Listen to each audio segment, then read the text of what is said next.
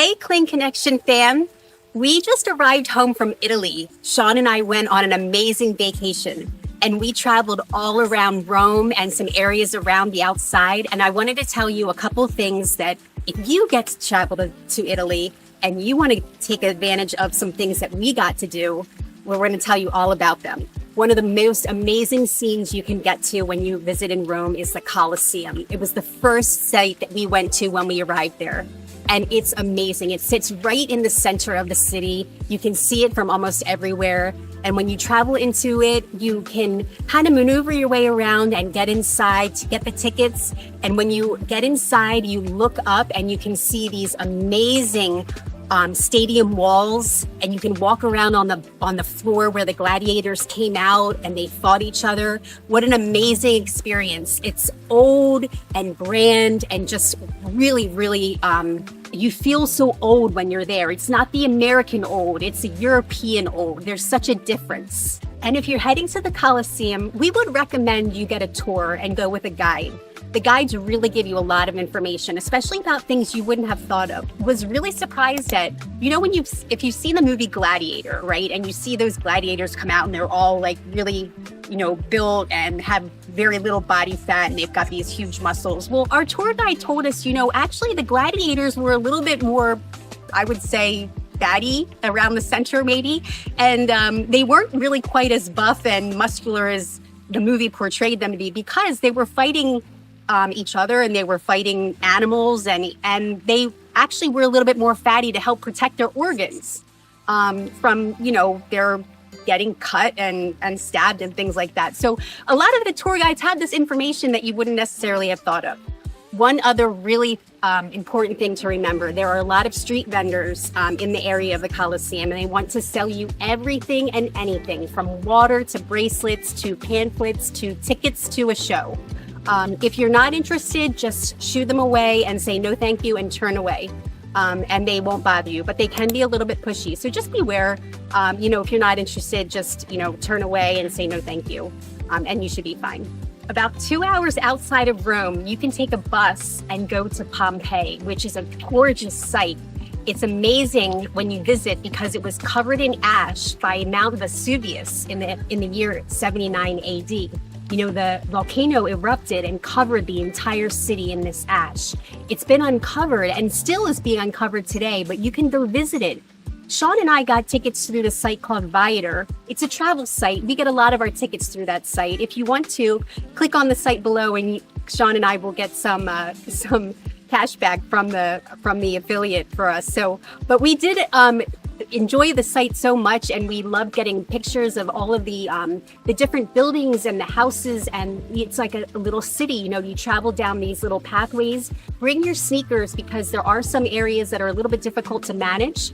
It's slick because this lava that had covered is now been, it's really slick to walk on. So you want to be careful when you're there.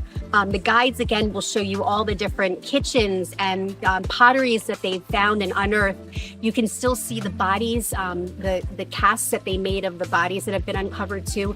It's a somber place, but it's so interesting, and definitely take a tour there if you get a chance to go. It's a wonderful site to go see, and very, very historical and interesting to understand. So again, not far outside of Rome, about 2 hours, and a little bit further from Pompeii is the Amalfi coastline. And along our tour, when we went to Pompeii, we continued on and did the scenic tour of the Amalfi coast. And what an amazing view. If you have any type of, you want to see the scenic coastline with the beautiful, gorgeous Mediterranean Sea, and these mountainous ranges along the side with the cities of Sorrento and Positano, and these winding roads that take you up along the coast. You can see the yachts, these beautiful, huge yachts with these amazing beaches along the area where the people can walk down and sit and have their coffee or maybe their breakfast or their lunch.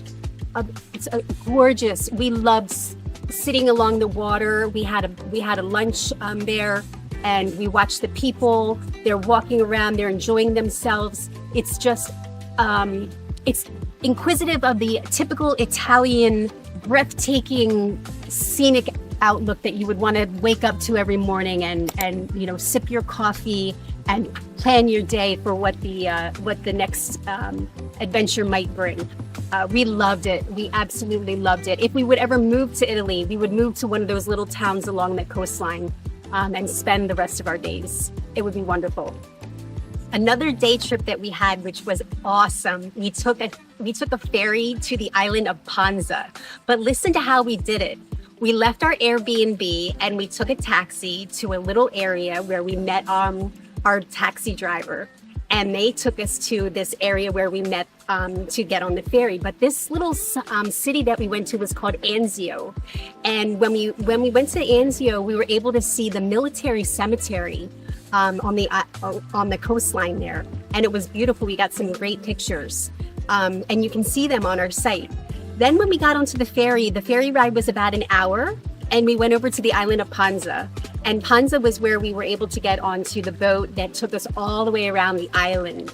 And on our route around the island, we were able to stop at some different places, and we were able to snorkel and swim and take pictures.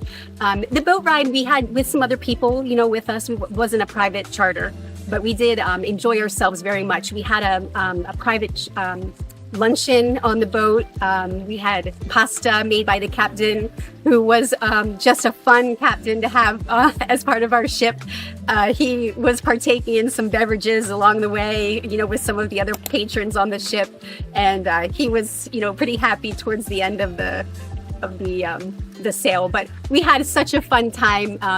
We enjoyed the water was crystal clear, the sun was shining the whole time, and just getting these beautiful views of the island and understanding what the island was about. They had pasta back in, you know, the early days of Italy from pirates and things. You learn all about this if you take the tour. And again, it was through Viator. I got the tickets through them, and it was a wonderful trip. The guides are amazing. And if you want to get a great trip, look it up through Viator. And lastly, one of the most amazing parts of Rome, of course, is the food. Everybody raves about the food in Italy, and the food is amazing. It's fresh and it's tasty and it's always cooked perfectly. The pasta is al dente, just as it should be. We experienced it all. The pizza, oh my gosh. I mean, the sauce is just, it's perfect. It doesn't have any of that acidity. The cheese melts just right. You can't experience that type of thing in America. It just doesn't exist. You have to go and taste it for yourself. And one of the amazing things is too, you can just walk along the streets and pick up just the most amazing food outside on the city cafe as you can going to a 5-star restaurant. I thought so. I mean, we went to, you know, the little cafe right down from our Airbnb, and I had a gorgeous focaccia with roasted vegetables that I thought was probably one of the most amazing things that I had the entire time we were there. And we went out one night, and I had a gorgeous dinner of pasta and mussels and shrimp that I also thought was delicious, and spent a lot of money on it. And it was wonderful. So what I'm saying is enjoy all the food there. Try everything. They have all of it, and it's all so tasty.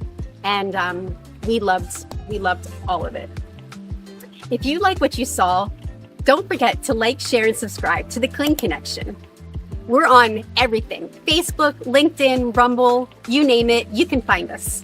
Hey, Kling Connection fam, I'm going to step out from behind the camera. She's having a little bit of difficulty today, but we're on every platform. Rumble, LinkedIn, Facebook, Instagram, you know it. We're there. Yeah, we are everywhere. We're also doing a weekly podcast, and you can find us on every site that the podcasts are found. Spotify, we're on Apple, we're on Stitcher, you name it, Amazon, we're there. So until next time, have fun storming the castle.